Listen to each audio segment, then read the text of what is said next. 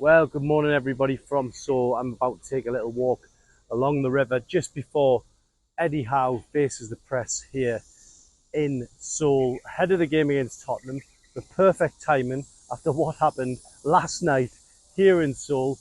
About 8 o'clock, everything went crazy. Liverpool finally put a bid in for Alexander Isak, and yeah, it all went absolutely crazy and changed the whole narrative of the trip, the whole narrative of yesterday, and basically puts Newcastle United in a position on Alexander Isak. We are going to come to that in a bit, but yeah, yesterday there was quite a lot of activity in terms of we went to training to see how Newcastle United were getting on. We've got a look behind the scenes. There'll be a video of that coming up.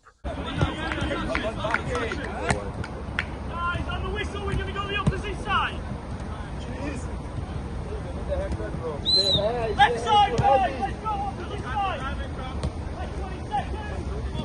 Build, guys! Sharp on these 1, 2! Back and go!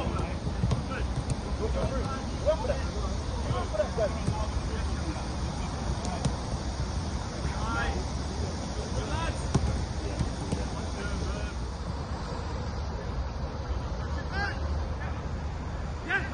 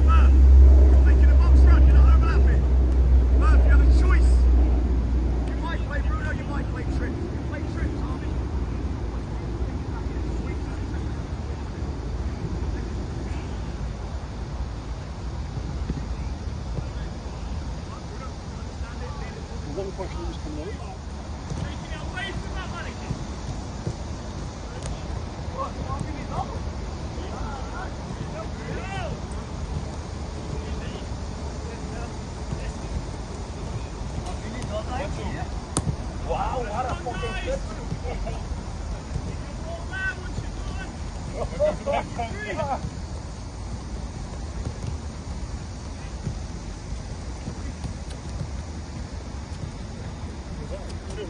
Okay.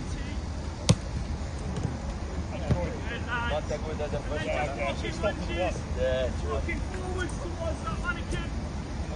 Hey. Lunge and twist. Yes, man.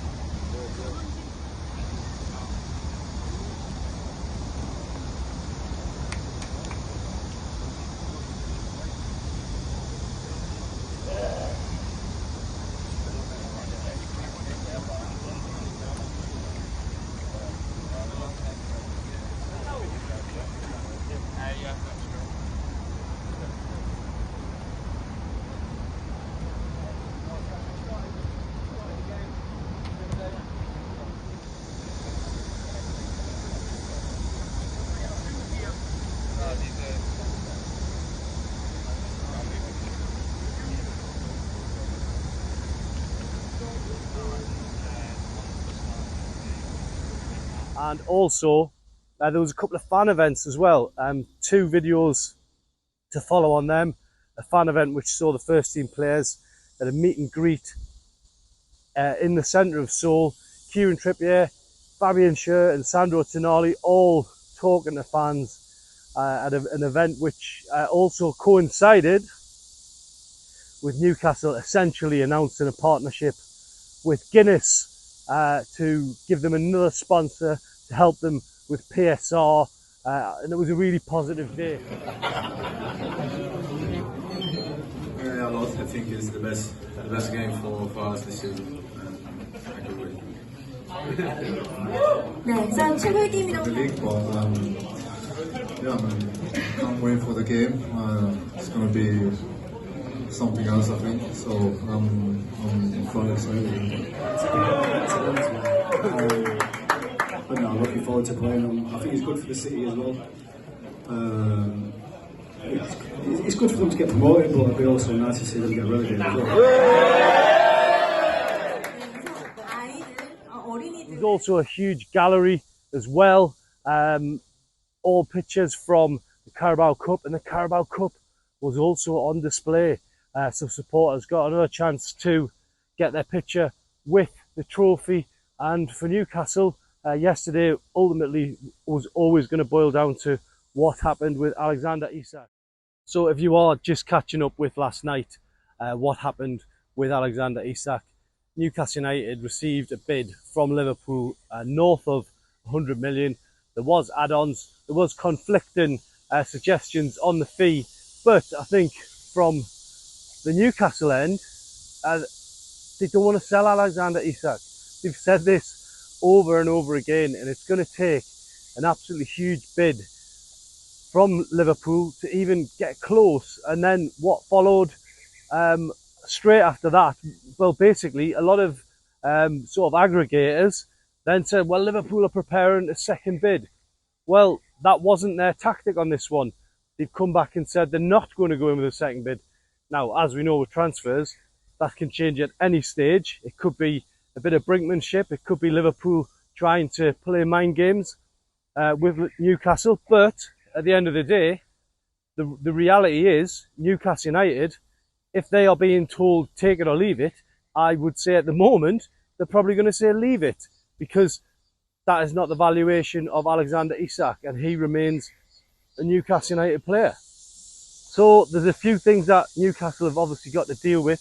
They've got to manage the morale of the squad. Not that it's low, but obviously they're wondering what's going on. They're wondering if they're going to have Alexander Isak in their squad at the start of the season. So there's that part of it, and then there's also Alexander Isak to manage himself. I mean, it has been confirmed that he's been training in Spain at his old club, and for Newcastle, you know, it's not the ideal situation. We know players do train on their own. They have their own people, they have their own personal trainer, but in this instance you have to look at it and say, well, it's hardly ideal.